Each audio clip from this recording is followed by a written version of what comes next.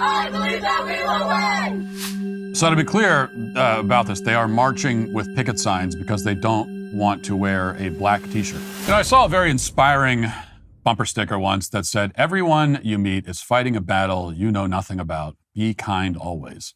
And the message is clear. Everyone has problems. Everyone is silently struggling against some great obstacle. And so we should be patient and kind to each other. It's a nice sentiment. It's also wrong.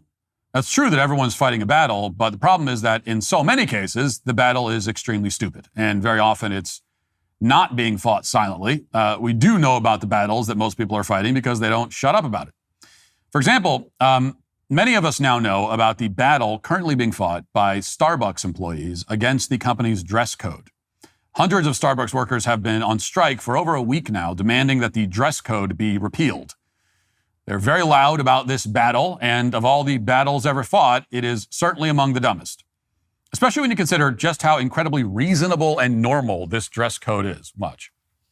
Monday marked the start of new rules on what baristas are allowed to wear under those famous green aprons, the company requiring workers to wear plain black t-shirts and khaki, black, or blue denim bottoms. Starbucks Workers United, the union representing workers at 570 of Starbucks' 10,000 company-owned U.S. stores, says the dress code should be subject to collective bargaining.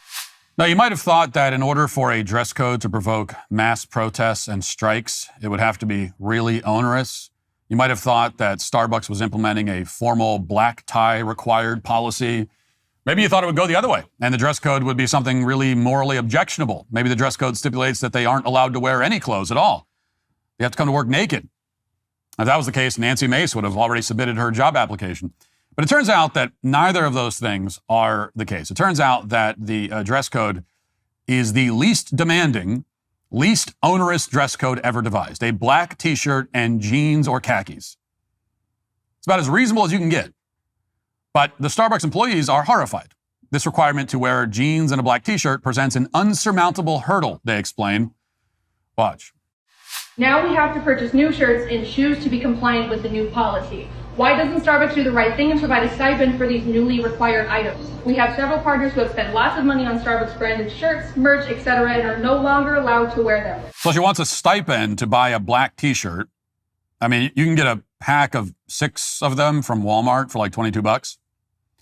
Also, not to be Captain Obvious here, but the 3 Starbucks employees in that video who were protesting having to wear black t-shirts were all wearing black t-shirts. They were currently wearing exactly the thing that they said they could not wear. So Starbucks came to them and said, "Hey, there's a new dress code. Please wear exactly what you're currently wearing right now." And these Starbucks employees said, how can I do that? How can we possibly wear the thing that we're wearing? Well, let's face it, current handgun storage options are pretty terrible. Either your weapon is locked up tighter than Fort Knox, completely useless in an actual emergency, or sitting around like an accident waiting to happen. That's why I've been using the StopBox Pro for a while now. It's 100% mechanical, no batteries to die at the worst possible moment, no keys to lose or fumble with, just reliable access when you need it. StopBox uses a patented 5-button locking system that responds only to your unique input. It's fast, intuitive, and built for muscle memory, so you're not thinking, you're reacting. And when seconds matter, that can make all the difference in the world. What really sold me was testing it out at home. The build quality is exceptional. It's durable and well built, and it should be since they make everything right here in the USA. And I can access it quickly in the dark, which gives me real peace of mind, while simultaneously making whoever's breaking and entering learn what regret feels like very quickly. Plus, for those of you who travel, it's TSA compliant, so you can actually fly with it properly secured and check baggage, because it turns out TSA is not a fan of just throwing loose weapons into your bag. Definitely don't try that. For a limited time only, our listeners are getting a crazy deal. Our listeners are getting 10% off your entire order when you use code MattWalshShow. And right now, StopBox is also running a deal on their most popular bundle, the 2-pack, which saves you over 30% and comes with free accessories and shipping. That's 10% off and a big bundle discount when you use code MattWalshShow at StopBoxUSA.com. Discover a better way to balance security and readiness with StopBox. That hasn't stopped them from striking, of course, all across the country. Watch. We're out on strike today because Starbucks is trying to implement a new dress code. No one ever asked for a new dress code. They updated a dress code recently, and it made it looser where we could wear colors and patterns. And now they're deciding that we can only wear black. It's very restrictive. Most of us had to buy new clothes, and we can't afford it. We barely make enough money to pay our bills. And also on top of that, they keep trying to make all these changes in union stores, and it's illegal. They're not allowed to make these changes without bargaining with us and voting on this. So it's just incredibly alarming and upsetting that Starbucks is continuing to do illegal things to our union stores. Starbucks has not bargained with our union over these dress code changes. Therefore, we do not accept this dress code. Workers United has also sent a letter to Starbucks demanding that the new dress code not be implemented at union-represented stores until bargaining concludes. Starbucks is legally required to bargain with workers at union stores over changes to their working conditions.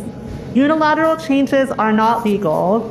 If the new dress code is implemented at our store, or if workers are disciplined for wearing face masks, we will be forced to take escalating action. I believe that. I believe that we will.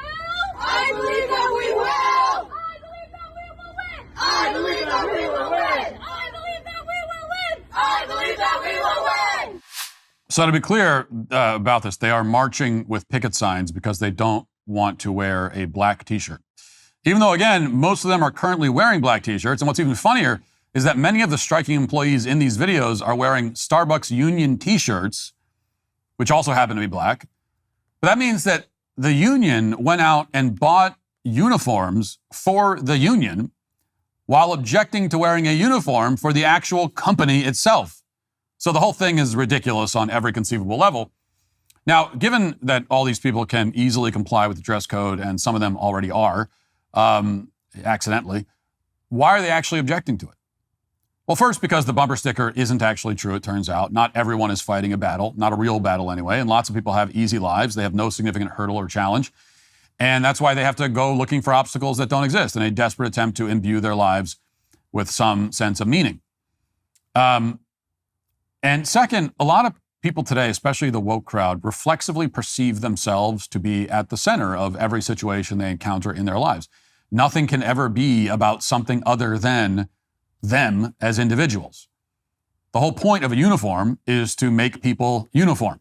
That is to, in a very small way, in this case, subordinate the desires of the individual for the sake of some greater purpose. And in this case, the subordination is extremely minor, as it involves simply wearing a black T-shirt.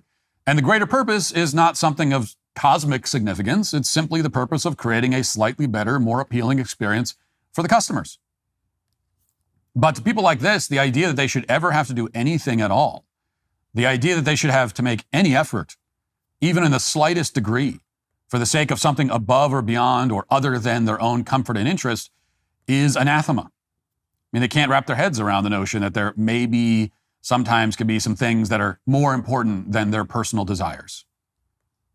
And this is why they make terrible employees and terrible citizens and terrible friends and terrible family members and terrible spouses. They are pathologically selfish. They cannot even conceive of a universe that they are not at the center of. Now, you might say that the dress code at Starbucks is a rather small thing to justify such a profound indictment. But the smallness of the thing is precisely what justifies the indictment. If you aren't willing to just shut up and wear a black T-shirt because your employer asks you to, then you almost certainly aren't going to be willing to make greater sacrifices for greater purposes. If this is too much to ask, then, anything is too much to ask. A company cannot function if it reaches a critical mass of these kinds of petty narcissists, which means that Starbucks is in for a world of hurt. But neither can any institution. Neither can the country itself. So, in conclusion, the Starbucks employees should just shut up and put on the T-shirt, or else they are today canceled. If you'd like to see what else I have to say, you can access my full show by going to dailywire.com or by going to the Matt Walsh Show Twitter page. Hope to see you there. Godspeed.